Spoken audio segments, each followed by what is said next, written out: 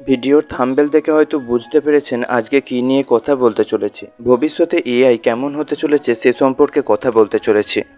বর্তমান দিনে দাঁড়িয়ে আপনি এআই বা আর্টিফিশিয়াল ইন্টেলিজেন্সের নাম শুনেননি, এটা তো হতেই পারে না, যেটাকে বাংলায় কৃত্রিম বুদ্ধিমত্তা বলে। আপনি নিজেই দেখতে পাচ্ছেন বর্তমান দিনে দাঁড়িয়ে এআই কতটা উন্নত হয়েছে। মানুষ এআই এর সাহায্য নিয়ে থাম্বনেল তৈরি, ব্যানার তৈরি, কন্টেন্ট লেখা, ভিডিও এডিটিং, ভিডিও তৈরি, কোডিং, প্রবলেম সলিউশন সহজেই করতে পারছে। এছাড়াও হ্যাকিং ও ডিপ ফেকের মতো কাজকর্মও করা যাচ্ছে এআই এর সাহায্য নিয়ে। এই সমস্ত জিনিসগুলো দেখে আপনি হয়তো অনুমান করতে পারছেন এআই কতটা উন্নত হয়েছে, আর ভবিষ্যতে এর বিকাশ বিশাল হারে হবে।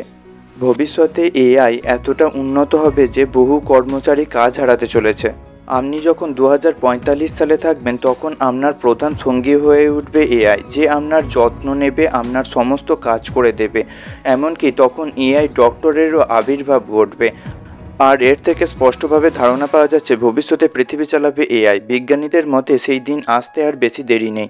আপনি বর্তমান পৃথিবীতে ইঞ্জিনিয়ারিং কলেজগুলোকে ভালোভাবে রিসার্চ করলে দেখতে পাবেন সেখানে সবথেকে বেশি সংখ্যক ছাত্র রয়েছে কম্পিউটার সায়েন্সে। আপনি বুঝতে পারছেন ভবিষ্যতে এআই কতটা উন্নত হতে চলেছে। তবে কথাই আছে না, প্রত্যেকটা ভালোর একটা খারাপ দিক থাকে, এআইও তার ব্যতিক্রম নয়। কারণ মানুষ অসৎ কাজেও এআইকে ব্যবহার করছে, হ্যাকিংয়ের মতো প্রতারণামূলক কাজেও এআই এর ব্যবহার করা হচ্ছে। ভবিষ্যতে আপনার জীবনের দায়িত্ব কিন্তু এআই নেবে। কথাটা শুনতে অবাক লাগলেও এটাই বাস্তব। তাই সময় থাকতে এআই সম্পর্কে জ্ঞান আহরণ করা শুরু করুন।